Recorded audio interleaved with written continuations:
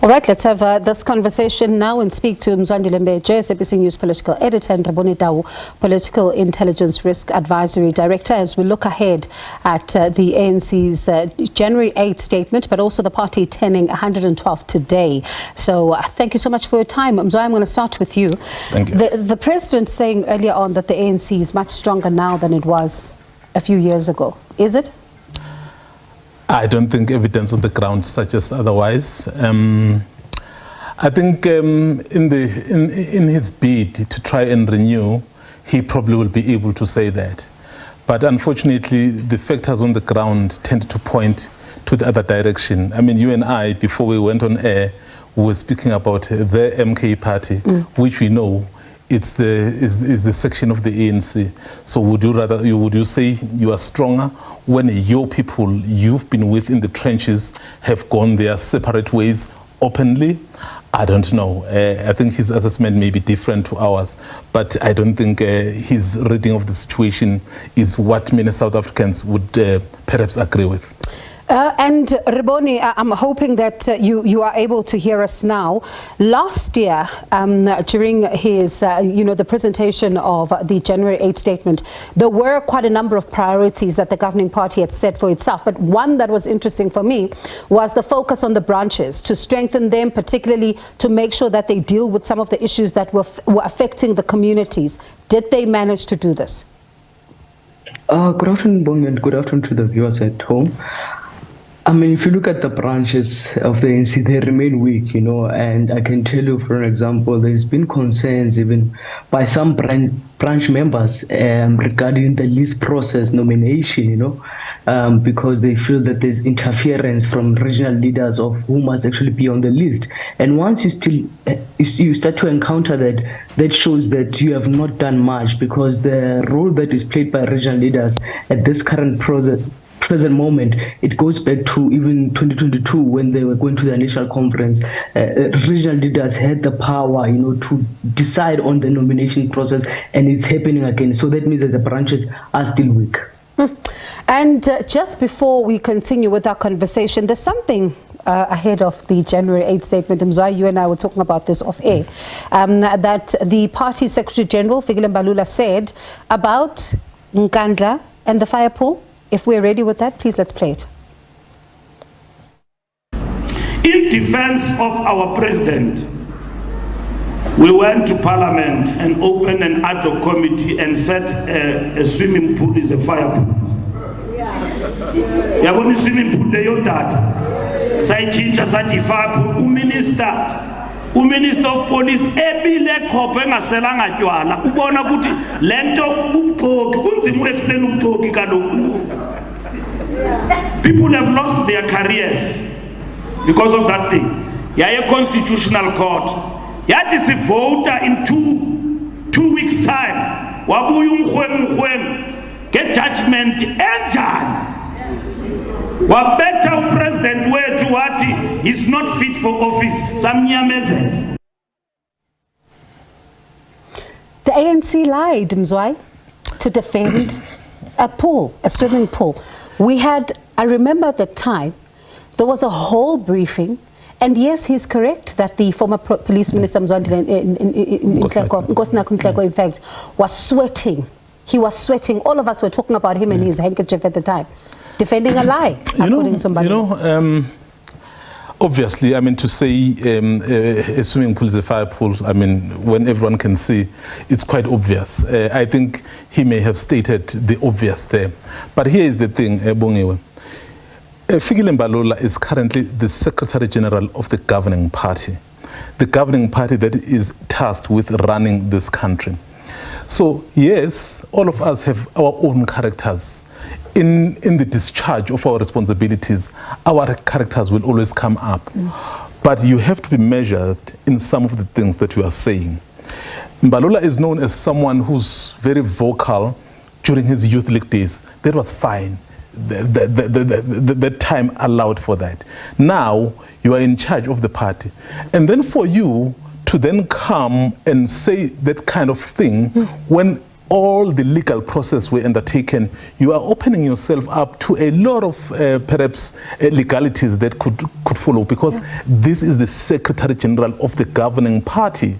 So his character need not to be part of his pronouncements at times. Sometimes you must say things that you may not necessarily agree with because of the position. I mean, one quick example, those who have been in the struggle, they will tell you, is Chris Hani.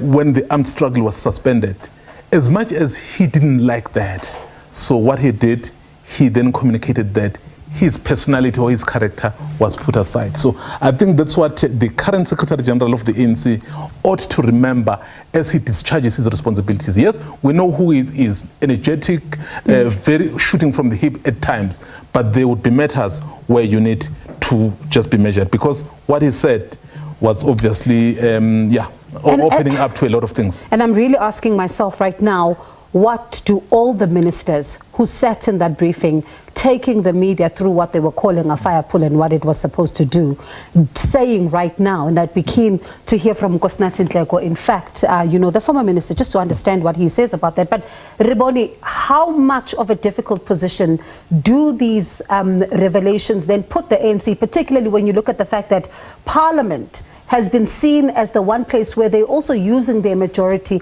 to curtail certain things?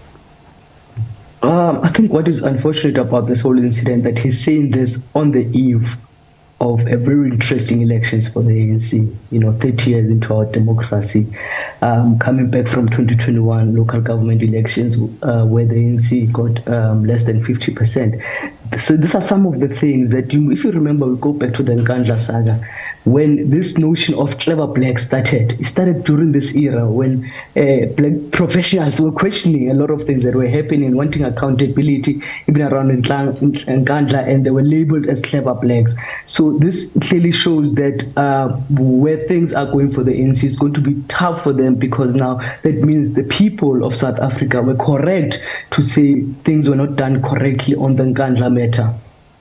But now, what does it then do for their electoral fortunes? Because you talk about that, but also at the same time, them convincing the electorate that they're fighting corruption, because others will ask, are you not doing it now?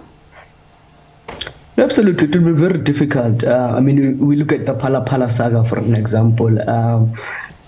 We can go back to the ANC in 2022. They tried to deliberate on the matter going before the national conference, and in the meeting of the ANC there was no consensus. They took it back to the conference of the ANC in 2022 December, but still the matter was not entertained. They took it back to the NEC of the ANC. Besides the public protectors announcing her position as the public protector on the issue of Phala, I don't think that also the ANC has given itself time to deliberate and engage on the Section 89 report, where they show South Africans that indeed they are fighting corruption, because they seem to be more of careerists, who will defend a sitting presidents of the day for their own survival, politically or in terms of their own careers. Nothing about the revolution. Mzwai, one thinks about the late Mendi Rousseau, for example, when it comes to the story around, Nkandla, and particularly how she did all the work there. But let's talk about, stay with the former President Jacob Zuma, because there does seem to be a lot that is being said about him by various, leaders within the African National Congress. But one interesting thing is the Secretary General saying that he's expelled himself. Is that, in your reading, him basically not wanting to deal with this matter because it's supposed to land on his desk? Obviously the ANC constitution is clear on that one. If you're acting outside of the ANC and engaging in activities that appear to compete directly with the ANC, you are defining yourself outside of the ANC. But here is the trick Bongiwe. They should, discipline him. But here's the question, would you be able to do that right now? Given that you are going to fight a very difficult election. I think Rebone has just said that the ANC is going to face a very difficult election. And at this stage, you want all your soldiers. Right now, you have one of your soldiers who has effectively rebelled against the movement to the point of saying, other soldiers must follow me, we must not become part of this entity. And you have seen evidence on the ground that there are soldiers or followers of that soldier. And do you then take that risk of saying, I'm expelling him anyway, and running the risk of victimhood and also losing a lot more people? So I think the strategy of the ANC, which I thought they were employing, but it seems time and again they forget about it, is to not perhaps engage continuously or respond to what the former president is doing. Because look at what is happening now. So Mbalula has responded, and then the spotlight is back on the ANC and their shenanigans, for example. So he's sitting there pretty. So what is it that you're going to do when you have your own skeletons, like Batabile Dlamini said at some point, that all of us in the NEC, those words, will remember them. Rebone, finally then, just after what Mzwa is saying now, I can't help but ask you the question, what do you think the strategy by the Secretary General of the ANC is, given what he has been saying in public, and a lot of controversial things, that is, including this one? I don't think that he's got any strategy as things stand. And agreeing with Mzwandile, you know, when KwaZulu-Natal PEC called a press briefing to respond to the former President Jacob Zuma, I was like, wow, this is a bit crazy. Because firstly, MK was not launched in KwaZulu-Natal, but it was launched in Gauteng, in Soweto. So that means this is a national program, you know, and it was good to see the ANC not reacting to this issue. But what is going to be more troubling for the ANC at this present moment, and the Secretary General needs to really navigate, is the list process of the ANC. Because once you are seen to be only accommodating those who are CR faction allies into the list, going back to parliament, and leaving those that were historically linked to the former president, especially MPs, current MPs, you know, you'll be seen as pagey. So automatically you're going to donate votes to MK. It's going to be an interesting one. We're out of time, but I do hope we discuss this list process, because the list process is another one, Mzwai, that is quite, as Rebone says, going to really set the cat amongst the pigeon. Are they going to not have those people that they've promised who are facing allegations in the list? Just how much of the criteria that they've set are we going to see actually being implemented? But that's a discussion for another day. And as the party is leading to its 112th birthday celebrations at the weekend, we'll continue to bring you more on this particular story. That was Mzwandile Mbeje, SABC News political editor, and Rebone, political intelligence risk advisory director. And it's also going to be interesting for us to hear from those who are sitting in that briefing defending the fire pool. We'll try to make contact with them. Thank you so much for staying with us.